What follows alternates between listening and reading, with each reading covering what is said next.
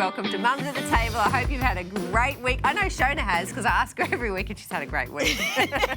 Good to see you again. You too. So coming up today, we've got our wellbeing segment with Colette. She sits down with Fiona to have a chat, and we've got Gia, Olive and Moses in the kitchen. Yum. But today we're talking about communication, and in particular how people communicate to us. So when they look at our kids and say things about our kids to us, do we get offended? Do you get upset by that? Do you wash it off? Do you walk it off? No, I don't think those things were offensive. I've had other instances where people have sort of talked to me about my parenting skills, which I found a little bit offensive.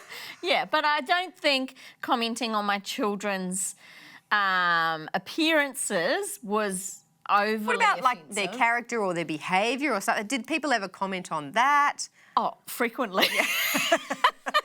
Thick skin? Yeah, you have to have a bit of a thick skin. I mean, I did have one instance where people were, a particular person was commenting on my child and my parenting skills with it, and I was just like, okay, no, need to detach from you for a little bit because it hurt too much. Set the boundaries. Set the boundaries with them, yeah. Yeah, I think it's always going to depend on your relationship with that person. Yeah. You know, there are some incredibly depends bold on people what they out were there. talking about. Yeah, there are bold people out there who feel comfortable saying whatever and may need to sort of pull that back a little bit. Yeah. But yeah, I think sometimes it can be offensive. And look, by nature, I'm a sensitive person, and you know, I take things personally. I love my kids and I really want them to be these great people. And so when people tell me the bad things about them, I can't help but feel a little bit dejected. Defensive? Yeah, defensive, dejected, demoralised.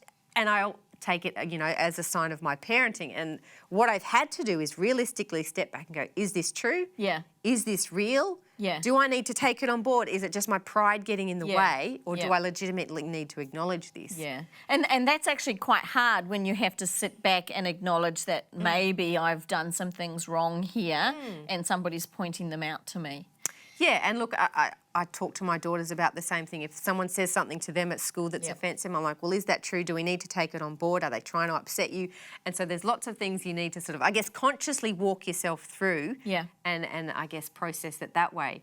But if you want support, you can jump onto our Facebook group.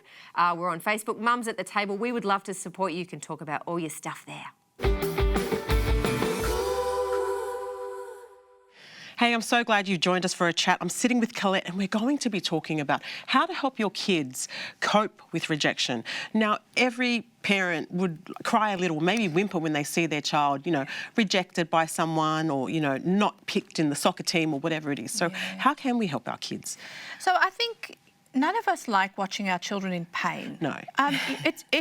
It's very painful even for us. We feel it. And I know we talk a lot about, and we have on the show spoken about building resilience in our children, and hard times do build resilience. But really, when we see our children in a lot of pain, we actually know that emotional pain can be the same or feel the same in your body as physical pain. We can actually see similarities in the brain. So even though you can't see it like a sore knee, we've got to acknowledge that it's there. Yeah. And So if you do see your child being rejected or you know they've been rejected, speak to them. Absolutely. It's about acknowledging and supporting your child through the hard times. I mean, for some of our children, it could be, you mentioned social loss, you know, the sporting teams and so on. But for a lot of our kids, it's the social stuff. And it's when friendships change or friendships move on. It happens in the playgrounds all the Absolutely. time. 1 minute you're besties, next minute they're the enemy. Yes, the frenemy. The frenemy, that's a popular word. And so for our kids, even when parents go through a divorce or split, that's a social loss. There's a lot of emotional pain that our children carry with that. And so it's not, children are resilient and they bounce back, but we need to not brush it off, particularly things like if our teens go through a breakup. Don't say things like, oh, you know, you only went out with them for 2 months or whatever. Or just don't let them go out with anyone until they're married. But honestly, if they're going through a hard time, we've got to recognise that their pain is real for them. Yeah, okay. And we can actually acknowledge that absolutely it's happened. We can damage our relationship with our children if they don't feel like we see them or we recognise their hurt. Yeah. They're little humans, aren't they? Absolutely. And we do need to treat them like little adults at time. And I guess being there to understand and comfort them. So what tips do you have for us to help our kids in these times of rejection? So I think things like listening, that's always my first next one, but the power of listening and a child just feeling heard. Often they know we don't need to have the answers or we don't have the answers. That's not what they're after. They want to feel heard. They want to vent. And then things like just acknowledging how it's painful for them. We might also help our children to recognize that you are not your feelings, and feelings do pass. Okay. And do that gently, not dismissing it, but the pain will subside and it will pass. And then filling their emotional tank. Yeah. So making sure that the emotional tank is filled also at times before loss happens, so that they've got something to draw on. And when our children are Maybe struggling... take a hobby or something. Absolutely. Yeah. Making sure our children have skills or things that they can draw on. And then that leads into having other social circles, other communities that they can tap into or be with that can help them in those times that are difficult. So important to have that village, isn't it? And just keep those lines of communication open. Acknowledge that your kid is hurting and speak to them. Keep those communication lines open. I think it's so important. Thanks so much for the tips, Colette. And look, we've got some great tips on Mums at the Table YouTube channel. All you need to subscribe, so keep swiping up for more awesome tips from this lady right here, Lady C, Colette. Did your baby have different cries? Now, Shona, you've had 3 kids. Can you think back to the different personalities of your kids? Did they have a different cry? Were you able to recognise them? Okay, so they had different personalities. Not the babies, to recognise the cries. I could recognise the babies just. They all had different personalities. So each one of them, you get used to, after a bit of time, their needs and wants. Their cries, probably, but I'm not 100% sure. A lot of it was trial and error. Oh, no, it's not a bottom. Yes, it's been 4 hours, so it's probably a bottle. That's usually baby number 1, isn't it? Yeah, no, it was all of them. The poor guinea pig. That's where you learn a lot of your parenting. Yeah.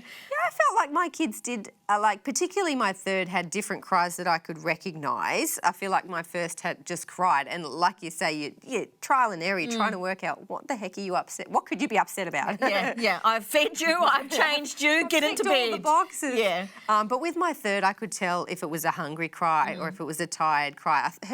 She's a very emotional person. She's a very people person. And I wonder if part of that personality came out in her cries, making it a little bit easier to recognise. Or was I just getting used to it? Yeah. And I tell you, the one that I found the hardest to try and work out was I just want some attention. I just want to be held, because it wasn't... they had their sleep, they had their bottle, they had their nappies changed. You'd done all the right things, but they still cried. Yeah. And it was just like, now what do I do? And, I'd be a mess in the bedroom crying with them. But And you almost sort of switch off to trying to listen to what it is as opposed to just give me some peace, because I can't think, that the chaos is getting to me. But I guess you could sort of I ask that question over different sort of parts of their personality and knowing the difference with your kids, maybe an outburst or something like that. Yeah. And that's where the different personalities come into it. I think one of the things as a mum you learn, and you need to learn to do this, is to, you know your child really well, like you know them the best, you're with them the most, and to trust your gut. Yes. I think that's really important. Please do that. Please trust your parenting. Please trust what's going on inside of you, because if there is something wrong with them medically or, something's going on, you're the one person who has to advocate for them, and you know them the best. And it's really easy to second guess yourself because you want the very best and you don't want to get it wrong, but don't ever underestimate your gut. Say hi. Hi. What are we making? Bliss balls. We're making Bliss balls today, and this is a really simple recipe for lunch boxes or on the go. Something at the supermarket I hate doing is when I go with the kids, I don't take anything with me, and then they're like, can we buy this? Can we buy that? And they just want to eat chips and stuff from the supermarket aisle. But this is so easy to make, and you're going to help us, aren't you? Okay, so what have we got? Dates. We've soaked them in water and we've just let them get soft and gooey enough to be able to stick everything together. And what's this? Cocoa. Cocoa, very good. I thought I was going to say chocolate. So there's cocoa and we've got... Coconut. Coconut, very good. I'm impressed. And this is like the main bulk of it, which is oat bran. Now, if you are gluten intolerant, you can get like a gluten-free oats or use something different. like rice. People can get rice crumbs. You can buy them now in the health food section, and you can use rice crumbs instead. Or you can use wheat germ, which I like using wheat germ because it actually bulks it up so nicely and it tastes like a bit of a cake. Now, we are going to process it until it's mixed together really well and sticky. Go. Off. Okay, so we had to add a touch of water because if it's too crummy, you need to add a touch of water until it's sticky enough to roll into a ball. But if it's too wet, you add a little bit more of your oat bran or your wheat germ, whatever you're using for your dry ingredients. Can I roll some? You can roll some because we washed our hands ready to roll. So now it looks like this.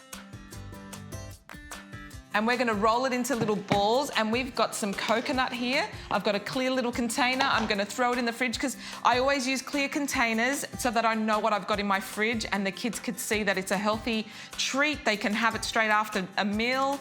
And we'll just throw it into here, little balls, and then we'll mix them around. Can you mix them around? That's it. And can you put them in the container? There you go.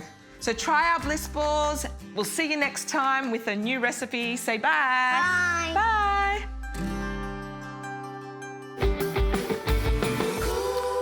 I think that's it for today, but... Really? Are we finished? Is it disappointing you I don't have Oh, thought we'd have more today.